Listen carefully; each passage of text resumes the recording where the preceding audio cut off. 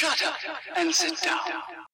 तो चलिए आइए अब हम लोग पढ़ते हैं 33.1 meaning of the term gender. अब जेंडर का मतलब क्या होता है आइए ये देखते हैं।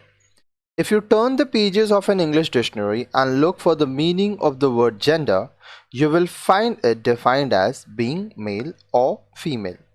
अगर आप एक इंग्लिश डिक्शनरी शब्दकोश निकालते हैं और वहाँ पर आप खोजते हैं कि जेंडर वर्ड का मतलब क्या होता है, तो आप देखेंगे लिखा होगा या तो पुरुष होना या महिला होना। Another usage of the term gender is that it is applied when classifying noun as masculine, feminine and neuter. अब देखिए जो जेंडर टर्म है इसको हम लोग नाउन की तरह भी इस्तेमाल कर सकते हैं, मैस्कुलिन, फेमिनिन एंड और neuter. But the two above mentioned usages of the term gender are too simplistic.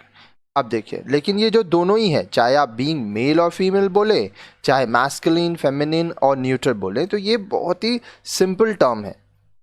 The word gender cannot be used to refer to biological differences between males and females. अब जो इस term है gender, इससे आप biological differences जो है पुरुष और महिला में, इसको आप नहीं बता सकते। That difference is best described by using the word sex. अब ये जो अंतर है इसको आप sex शब्द इस्तेमाल करके समझा सकते हैं। In other words, the term sex refers to the biological characteristics by which human beings are classified as male and female. दूसरे शब्दों में जो शब्द है sex, इससे हम लोग बता सकते हैं कि बायोलॉजिकली किस तरह से इंसान में उसकी विशेषताएं हैं, जिससे ये पता चलता है कि वह पुरुष है या महिला है। आगे देखिए, gender on the other hand refers to the social, cultural and psychological characteristics by which human behaviour is categorised as masculine and feminine. तो जेंडर दूसरी तरफ हम लोग को बताता है सामाजिक, सांस्कृतिक और मनोवैज्ञानिक विशेषताएं एक इंसान के व्यवहार का जिससे पता चलता है कि वो मैस्कुलिन है या फेमिनिन है। The term gender is used in sociology to refer to the differences societies possessed in categorizing human beings as masculine or feminine. अब देखिए जो टर्म है जेंडर, सोशियोलॉजी में हम लोग इसका इस्तेमाल करते हैं ये बताने के लिए कि समाज में जो ह्यूमन बीइंग हैं उनके बीच में किस तरह से मैस्कुलिन और फेमिनिन बेस पे, ठीक है, डिफरेंसेस हैं। आगे देखिए, is there then a difference between the words male और female and masculine and feminine? Yes, read the following sentences carefully. तो क्या फिर ये जो शब्द है मेल फीमेल या मैस्कुलिन फेमिनिन, इसमें कोई अंतर है? जी हाँ। अब निम्नलिखित जो अब सेंटेंसेस को आप पढ़िए। Gender is not determined by individuals biological characteristics but by how society looks at the roles of men and women. In other words, gender is socially constructed. अब आपका जेंडर ये नहीं बताता है कि इंसान बायोलॉजिकली कैसा है, उसका शरीर का बनावट कैसा है। जेंडर हम लोग को इससे पता चलता है कि समाज में पुरुष को क्या करना है, महिला का क्या काम है। तो दूसरे शब्दों में जेंडर जो है वो समाज द्वारा बनाया जाता है। Sex is determined by differences in biological characteristics. अब सेक्स की अगर बात करें तो सेक्स से हम लोग बायोलॉजिकल कैरेक्टरिस्टिक्स बताते हैं कि पुरुष और महिला में क्या क्या शारीरिक अंतर है। The following example will help you understand the differences between gender and sex. अब हम लोग उदाहरण देखेंगे जिससे आपको ये समझ में आएगा कि जेंडर और सेक्स के बीच में क्या अंतर होता है। आगे देखिए, एग्जाम्पल 1, पहला उदाहरण, it is not a man who gives birth to a child but a woman. अब देखिए, जो पुरुष होते हैं वो बच्चे को जन्म नहीं देते हैं, महिलाएं बच्चों को जन्म देती हैं। This is because a woman has the organ uterus और the वम्ब in which a baby develops before birth. ये इसलिए क्योंकि जो महिला है उसके शरीर के अंदर एक ऑर्गन है यूटरस बोलकर, जिसको वॉम्ब कहते हैं, बच्चादानी कहते हैं। जन्म से पहले बच्चा उसमें डेवलप होता है। Since a man does not possesses this organ he can not give birth to a baby. अब देखिए, जो पुरुष हैं उनके पास यूटरस और वॉम्ब नहीं होता है, इसलिए वो बच्चा पैदा नहीं कर सकते।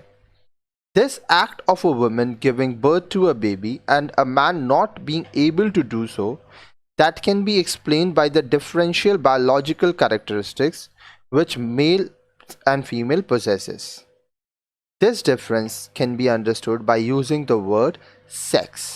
अब देखिए, ये जो काम है, जैसे ये जो एक्ट है जिसमें महिला बच्चे को जन्म दे सकती है लेकिन पुरुष असक्षम है, वो बच्चे को जन्म नहीं दे सकता है, ये बायोलॉजिकल कैरेक्टरिस्टिक्स है, शारीरिक बनावट है, विशेषता है जो पुरुष और महिला दोनों के पास है। अब ये जो डिफरेंस है, अंतर है, इसको आप जो सेक्स शब्द है उससे समझ सकते हैं। एग्जाम्पल 2, दूसरा उदाहरण, a boy falls while playing with his friends on the school ground. अब देखिए, स्कूल का ग्राउंड है, अपने दोस्तों के संग खेलते हुए एक लड़का गिर जाता है। He is hurt badly and starts crying. उसको बुरी तरह से चोट लगती है और वह रोने लगता है। Instead of giving him first aid, his friend starts teasing him by saying, "Hey, look at him. He is crying as if he is a girl." अब देखिए, बच्चे को चोट लगा है, वो रो रहा है लड़का, लेकिन उसको दवा नहीं देकर उनके जो दोस्त हैं वो उसको चिढ़ाने लगते हैं, बोलते हैं, अरे देखो देखो, ये तो लड़की की तरह रो रहा है। Go and get a frock and bangles so that he can wear those and be a girl. जाओ फ्रॉक लेके आओ, चूड़ी लेके आओ, इसको पहनाएंगे ताकि ये लड़की बन जाए। Why should a boy not cry? अब यहाँ एक सवाल उठता है कि क्या लड़का क्यों नहीं रो सकता? When there is a physical or mental pain, human beings tend to give an expression to this pain by crying. जब आपको शारीरिक या मानसिक रूप से कोई चोट पहुंचती है तो इंसान इसको रोकर बताते हैं, ठीक है, कि उनको दर्द हो रहा है। It is more of a human reaction than a male और अ फीमेल रिएक्शन। अब देखिए, ये किसी मेल रिएक्शन या फीमेल रिएक्शन नहीं है, ये ह्यूमन रिएक्शन है। किसी भी इंसान को, चाहे वो पुरुष हो या महिला हो, चोट लगेगा तो भाई वो रोएगा। If a girl or a woman cries, it is accepted as a perfectly normal thing for her to do, but if a boy or a man cries, it is considered unnatural behavior. अगर एक लड़की या एक महिला रोती है तो लोग बोलते हैं कि हाँ ठीक है, लड़की है, रो सकती है, अपना मन हल्का कर सकती है। लेकिन वहीं पे अगर कोई लड़का या कोई आदमी रोता है तो लोग इसको बड़ा अजीब तरह से देखते हैं कि ये क्यों रो रहा है, ऐसे क्यों बिहेव कर रहा है, ये लड़का है, ये नहीं रो सकता। A man not crying or a woman crying has nothing to do with their differences in their biological characteristics. अब देखिए, एक लड़का जो नहीं रो रहा है या एक आदमी जो नहीं रो रहा है और एक जो महिला रो रही है, इसका उनके शारीरिक बनावट में जो उसकी विशेषताएं हैं उससे कोई लेना देना नहीं है। This is the way society has come to allocate, assign or distribute roles to them. इस तरह से हमारे समाज में ना लड़कों के लिए कुछ काम दे दिया गया, लड़कियों को दे दिया गया। समाज बोलता है लड़के रोते नहीं हैं, ठीक है, लड़के को ऐसे करना है, लड़के को वैसे करना है। Characteristics such as courage, strength and independence are attributed to boys. अब देखिए, लड़कों को हिम्मती होना चाहिए, ताकतवर होना चाहिए, आज़ाद होना चाहिए, इस तरह की विशेषताएं लड़कों को दे दी गई। Girls are suppose to be timid, weak and dependent. अब देखिए, यहाँ पे एक वर्ड है टिमिड, तो आइए पहले मैं आपको इसका मतलब बताता हूँ, ठीक है। और जो वर्ड्स आपको समझ में नहीं आएगा आप इस तरह से गूगल में भी सर्च कर सकते हैं। आसानी से डरने वाला, जिसको डरपोक कहते हैं। तो देखिए, ये बोला जाता है कि लड़कियाँ डरपोक होती हैं, कमज़ोर होती हैं, दूसरों के ऊपर निर्भर होती हैं। Such socially attributed masculine or feminine characteristics can be understood by using the term gender. अब देखिए, सामाजिक रूप से ये जो मैस्कुलिन और फेमिनिन कैरेक्टरिस्टिक्स है, इसको हम लोग जेंडर कहकर समझ सकते हैं।